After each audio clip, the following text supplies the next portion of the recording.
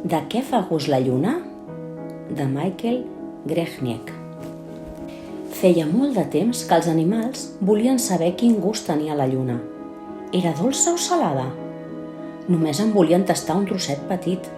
A les nits miraven ansiosos cap al cel, es posaven de puntetes i estiraven el coll, les cames i els braços, tot intentant agafar-la. Però tot era en va, i ni tan sols l'animal més gran la podia tocar. Un bon dia, la petita tortuga va decidir pujar a la muntanya més alta per tal de poder arribar a la lluna. Des d'allà dalt, la lluna estava més a prop, però tot i això la tortuga no la va poder tocar. Aleshores, la tortuga va cridar a l'elefant. Si t'enfiles a la meva esquena, potser l'arribarem a tocar.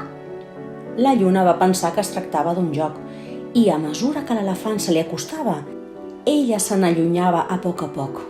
Com que l'elefant no va poder tocar la lluna, va cridar a la girafa.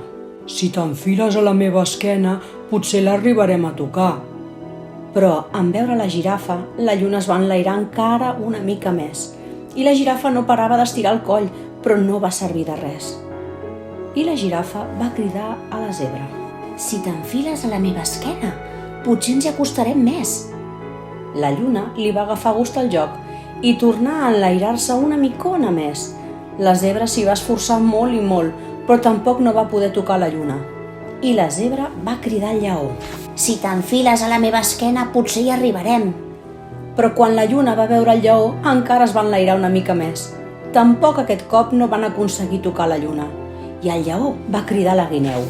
Enfila't a la meva esquena i segur que ho aconseguim, va dir el lleó. Tot just veure la guineu, la lluna va tornar a enlairar-se una mica més. No li faltava pas gaire per arribar-hi, però quan gairebé la tenia a tocar, la lluna s'escapolia. I la guineu va cridar al mico. Ara sí que ho aconseguirem. Apa, enfila't a la meva esquena. La lluna, quan va veure el mico, encara va recular una mica més. El mico ja podia olorar-la, però de tocar-la, res de res. I el mico va cridar al ratolí. Enfila't a la meva esquena i tocarem la lluna.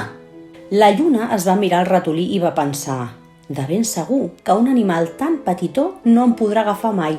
I com que començava a estar una mica farta d'aquell joc, la lluna es va quedar on era. Aleshores, el ratolí s'enfilà damunt de la tortuga, de l'elefant, de la girafa, de la zebra, del lleó, de la guineu, del mico i... D'una mossegada va arrencar un bocinet de lluna. El va assaborir satisfet i després en donà un trosset al mico, a la guineu, al lleó, a la zebra, a la girafa, a l'elefant i a la tortuga, i van trobar que la lluna tenia el gust d'allò que més els agradava a cadascú. Aquella nit els animals van dormir molt i molt juntets. El peix, que ho havia vist tot i no en tenia res, va dir: I ara, tant d'esforç per arribar a aquella lluna que hi ha al cel, que no hem vist que aquí a l'aigua n'hi ha una de més a prop. I vet aquí un gat i vet aquí un gos, vet aquest conte que ja s'ha fos.